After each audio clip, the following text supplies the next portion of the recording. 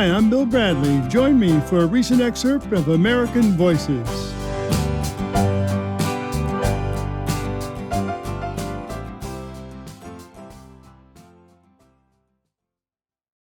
Pretend you're standing in a grocery store and on the shelves you see a bottle of shampoo or apples you need or a box of pasta.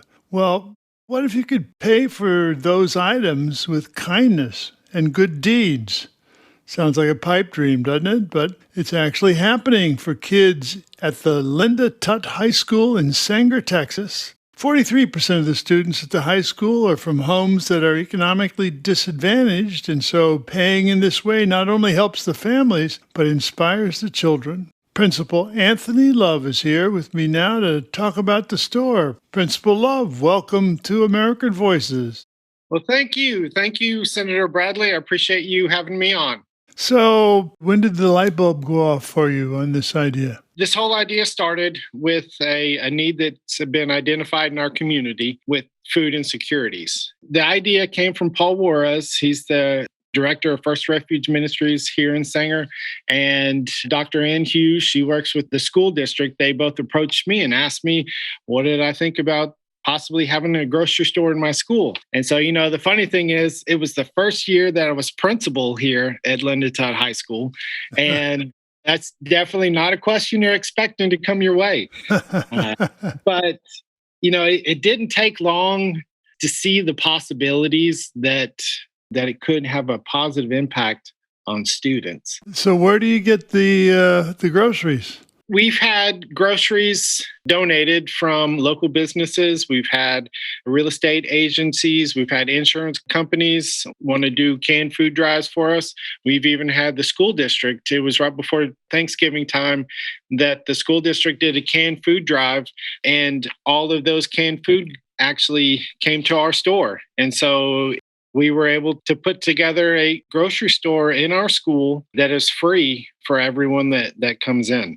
So how involved are the kids? The kids have been a part of every piece of this grocery store, from stocking the shelves, from bagging the groceries, volunteering on Tuesdays when we're open to the community. We have students and some of their families. They come out and help volunteer. It is student ran. Well, so what about the point system? You talked about the point system. So every time that a student is caught being kind or being a good mentor to somebody else, it could be another peer, it could be to an adult that they were going out of their way to help them, they would get a positive office referral, and that referral would get them additional points that they can use to shop in the store. For many of our students, because of challenges that they have at home lives, either, could also be emotional challenges that they have for themselves. We use those positive offers referrals as just motivation, just to recognize those students for doing a good job.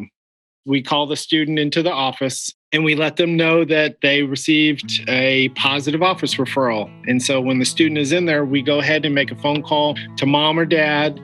You'd really be surprised that a lot of parents, when they get that phone call, for many of our students, that's the first time that they've ever received a positive phone call from a school. And so many of our parents, they cry on the phone just because they're so, excited and happy that, this isn't one of the old phone calls that their child was either sick or was misbehaving or something like that. We try to celebrate that. Hey, Mr. Love, how many points do I have to shop with in the store today? Well, looking at the sheet, you have 40 points based on the size of your family. And it also shows that you earned an additional 10 points for receiving a positive office referral. And let me see, it looks like you were helping clean up in the classroom after you guys did a science lab. That's fantastic. Tell us about the typical background of your students and how this whole enterprise helps the whole family. So our building is pretty unique. One half of the building is high school students who are at risk of dropping out of high school. And many of those students, they've, had a hard path in education. And many of them, they're juniors and seniors, and they either have been kicked out of the house, or they're living on their own, or they could possibly have a job to help pay for bills for the family. And so we have a school of choice program for those high school students. We do have the DAP, the Discipline Alternative Education Program on our campus. And then the other half of our building is kindergarten through 12th grade, and it's for emotionally disturbed behavior students who are just having a challenging time handling their emotions and expressing those in an appropriate way. And so, throughout the building, we really feel like you really have a chance to impact a student's life because of something that you could teach them, whether it's a coping skill or just, help them out in life, that you're preparing them for life after high school. So give me a couple more stories about what students did and how they were recognized. I mean, do students know if they do X, Y, or Z, they get points, or does this happen spontaneously and have to be observed and reported? So we try to give them immediate feedback when they do something awesome. We did have one student that he'd been coming to school, and he wasn't talking a lot about himself and kind of his home life. He's really a student that's more closed in, and it wasn't talking about his feelings to others. And we showed him the grocery store, and he was excited that he could possibly have an opportunity to bring some food or supplies home to his family.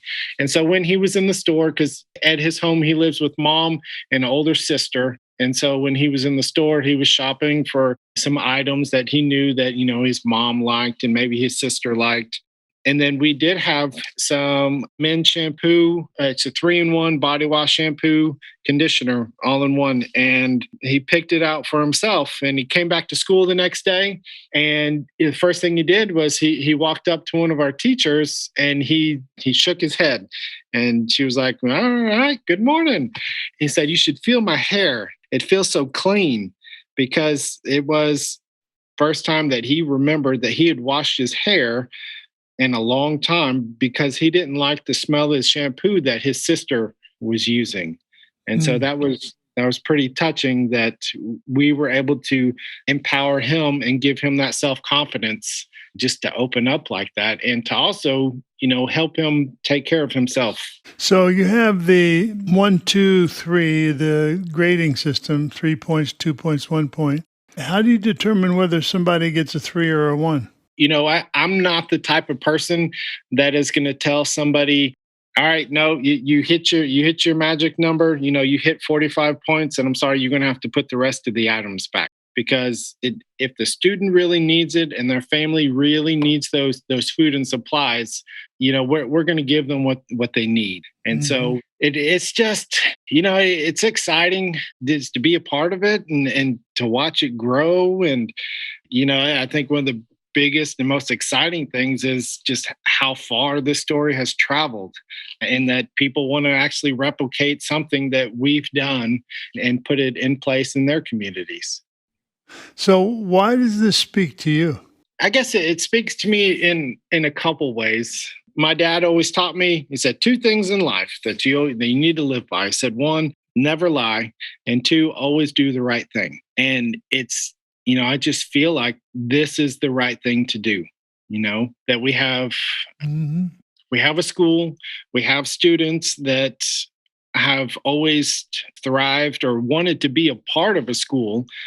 And for many of our students, they're not involved in athletics or band or extracurricular activities, but they're involved in this grocery store. And this is the one buy-in to school that makes them feel valued, feel important, and that they feel like they have purpose to come to school every day.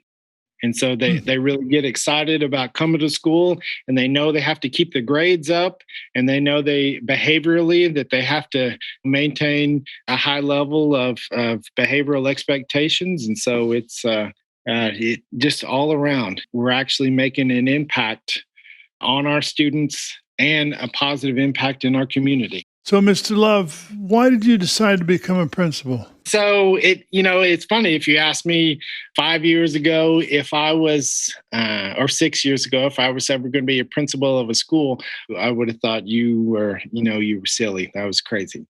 But I guess this is the whole reason I got into education. I wanted to do something that could possibly have an impact on somebody else's life and make their life better because of something I've done, whether, that could just be one student. And it really opened my eyes when I worked at a residential treatment facility. I was a special ed math teacher, and there were about 50 kids in the program. And these are all students that were in CPS custody. They had either been physically or sexually abused. And so it definitely opened my eyes up to a different realm of special education. And so it was kind of from that year that I taught in that program that I really wanted to do something with special education students who have always had a challenging time with school or challenging time in life, just to do something to truly make an impact on their lives. My dad, he passed away about 10 years ago from cancer. I just always try to live like he would want me to. And so I always try to make my family proud of, the things that I do. Well, Principal Love, thanks so much for taking the time to talk with us today. Thank you, Senator Bradley. I really do appreciate it. Keep up the great work. All right. Thank you. I've been speaking with Anthony Love. He's the principal of Linda Tutt High School in Sanger, Texas. Find out more, visit us on Facebook. It's American Voices with Senator Bill Bradley. This song is for those who see their students through the tough times in their lives. For that we say thank you. You have made a difference. You have shaped our minds. You have changed the world, one child at a time. Thank you for listening to American Voices here on my YouTube channel. For more interviews celebrating the goodness and creativity of the American people, click the subscribe button below.